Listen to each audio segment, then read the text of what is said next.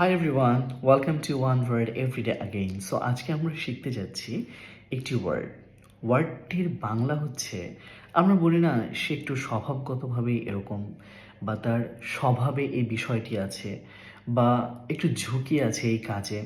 So স্বভাবগতভাবে, সহজাতভাবে এই বিষয়গুলো বোঝাতে ইংরেজিতে যেই শব্দটি ইউজ করা হয় তার নাম হচ্ছে, বা সেই শব্দটি হচ্ছে ইনহিয়ারেন্ট। হ্যাঁ, আমরা এবার ইনহিয়ারেন্ট বলাটা ট্রাই করি। ইনহিয়ারেন্ট, ইনহিয়ারেন্ট, ইনহিয়ারেন্ট, ইনহিয়ারেন্ট অ্যান্ড অলসো ইনহিয়ারেন্ট। সো এবার আমরা ইনহিয়ারেন্ট শব্দটিকে সেন্টেন্সের সাথে বলার ট্রাই করি। হ্যাঁ, so the first sentence is risk is inherent in this job. In this job অর্থ হচ্ছে এই কাজে রিস্ক মানে ঝুঁকি স্বভাবগতভাবেই আছে। Risk is inherent in this job.